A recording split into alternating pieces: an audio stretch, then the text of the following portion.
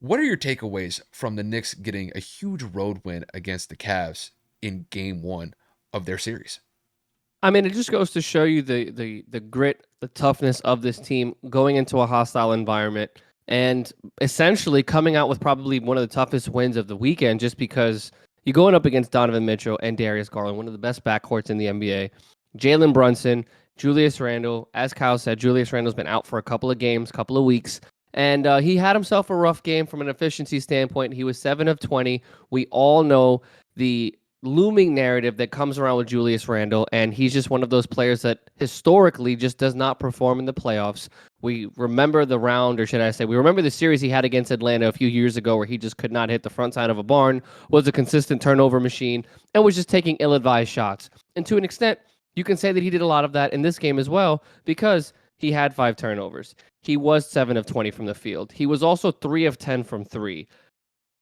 It's like, yes, he did end with 19 points and 10 boards, but that was a very tough fought game for him. They were very physical with him. He was trying to get back into a rhythm. You can tell he was forcing up some shots to try to get into some form of consistency, but I expect him to find a way to turn it around. But also, like Kyle stated, when you talk about Jalen Brunson, the season that he's had, the the organic makeup of this team where everybody has consistently contributed. Josh Hart played well. Obi Toppin had 9 points. I mean, Emmanuel quickly had an off night. He only had 3 points, but it goes to show this young group of guys is not going to shy away from adversity. A tough matchup like this. This also gives me hope that the Knicks can continue to play competitive because some of the guys that have helped them throughout the season had rough games. Like I said, quickly had 3 points. We've seen Quickly go off for 25, 30 points a game off the bench on a frequent basis when it comes to the Knicks play as of late before as the All-Star game came to a close. RJ Barrett, he was 2 of 12. I don't believe that that's going to happen again. He only had 7 points. So if the Knicks were able to capitalize on this inefficient night from their supporting cast, especially when you go 27% from the three-point line, I think that this leads me to believe that the Knicks are going to continue to improve as the playoffs continue. When you flip it over to Cleveland, Kyle and I were talking about this just a few minutes ago. Donovan Mitchell lights up a stat sheet, right? Absolutely incredible. 38 points, 8 assists, 5 rebounds, and he only had 2 turnovers. But the number that is just astounding, he took 16 threes. He made 6, but there were just a lot of instances where he forced up shots that weren't necessarily needed. And at the same time, he put Cleveland in a lot of tight positions on some possessions. But at the end of the day, when you are carrying an offense like he did for this game, because there were players that did not contribute. I mean, LeVert had 3 points. Garland had 17, but he had a somewhat okay night from the field. Then you talk about Mobley only having 8 points. He was 4 of 13. So when everybody else is struggling, you need somebody to step up and keep you competitive, especially when it comes to the postseason. So Mitchell did what he needed to do. But similar to what I said with the Knicks, I don't believe that LeVert's going to have another bad game. I expect Darius Garland to find a way to turn it around. And at the same time, the supporting cast of the Cavaliers are going to have to ship it up because you cannot have Donovan Mitchell jacking up 30 shots a game. You cannot have him playing 44 minutes and just continuously carrying the weight of an organization like he did in Utah, or else it's going to be similar results. He's going to go for 30, 35 plus a game, but the team is not going to be successful. So overall, like I predicted, this game went back and forth all the way down to the wire. A 4-point game. I think that this is going to continue to be one of the best series of the entire postseason. Hopefully, this continues to be consistent. I would love for it to go back and forth. The Knicks may get this one, but maybe Cleveland gets the next one and continue that into 7 games. But I will stand with my pick. I think Cleveland finds a way to bounce back in game 2. For me, this was just the first game of the series, and both teams had to be able to kind of establish their footing. And I will say, I think that the Knicks got off to a relatively good start in this game. They just seemed to exit out of the gate a lot more smoothly than the Cavs did. And it seemed like pretty much throughout the entire course of the game, the Cavs were always in this catch-up mode where the Knicks would be up 5, 6, sometimes even as high as 8 to 10 points.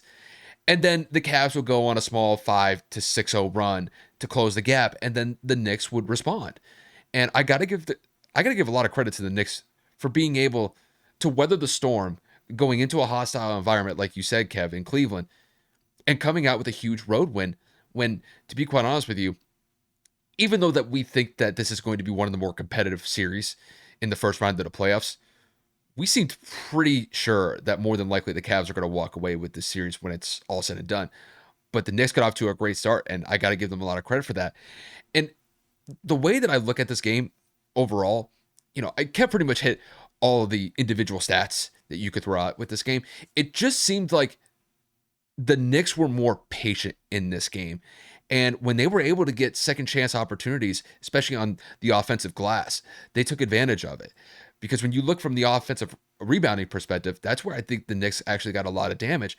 And when you look at the rebounding category as a whole, the Knicks definitely won that battle. And it just seemed as if whenever Mitchell Robinson was out there on the court, just that one-on-one matchup between Robinson and Jared Allen, it seemed like Robinson got the best of Jarrett in that one-on-one matchup just because just the intensity that Robinson was able to bring, the scrappiness that he brought to the floor. Granted, it's not as if Mitchell Robinson lit up the scoreboard putting up 25 points, but this is where sometimes I think the numbers can lie. I think the main thing that you could look at someone like Mitchell Robinson was the fact that he was out there for 25, 26 minutes, but they got good minutes out of him. And not only that, when you go towards the latter part of the game, I thought Jalen Brunson was able to knock down some big shots for them, especially from the mid-range. I thought Josh Hart was huge for knocking down some key three-pointers as well, especially when the Cavs were making a run late in the fourth quarter. It just seemed as if the Knicks were just one step ahead of the Cavs in this game from beginning to end. And when it comes to the Cavs, they just seemed rushed the entire game. Like Kev said, Donovan Mitchell, even though that he almost scored 40 points, there were some three-point opportunities where, to be quite honest, just to be honest with you guys, he rushed the shots. He was trying to get into rhythm, was feeling himself a little bit too much, and jacked up some threes where some of them barely hit the rim, and some of them were even air balls. So I think going into game two, my main thing I would look with the Cavs is be a little bit more patient, let the game come to you instead of forcing it. And I think with the Knicks, they have to keep up the intensity that they brought in game one. If they're able to do that, I think they can win pretty solidly in game two. But if they slack off a little bit, if the Cavs take advantage, if they let the game flow a little bit more, not casually, but if they just let the game flow in their favor more in game two, then I think the Cavs will be able to even up the series 1-1 going back to New York for game three. But overall, good road win for the Knicks. And the Cavs definitely left some plays out there in game one. And I think that's something that they'll try to improve upon going into game two. Something to monitor, we have to talk about. I saw some highlights where Julius Randle was getting really physical. Obviously, he is a very dominant and physical player as a whole, very passionate player. Sometimes can be a little bit of a loose cannon. That mental state has to be monitored for the New York Knicks because if that puts him into specific trouble with technical fouls or personal fouls, him being aggressive in the post, we've seen him, like I said, lose control with those emotions quite a bit of times throughout his tenure in New York.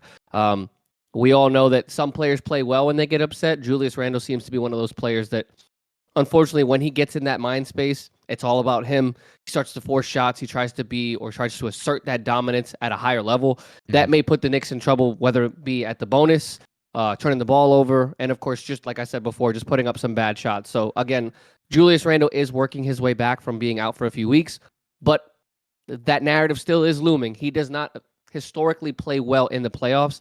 And if he continues to act like this, and maybe even have an episode on the sideline with his teammates, with an official, that may not bode well for the chemistry of the New York Knicks. So again, not to be negative, but something I'm paying attention to. And one more thing, I'm going to hit the Cavs with one more point here. I think one thing that we have to look from Cleveland going into game two is that just Evan Mobley needs to just get into rhythm. In game one, he definitely struggled. There's no other way to put it. Just couldn't get into a rhythm, looked a little bit sloppy out there.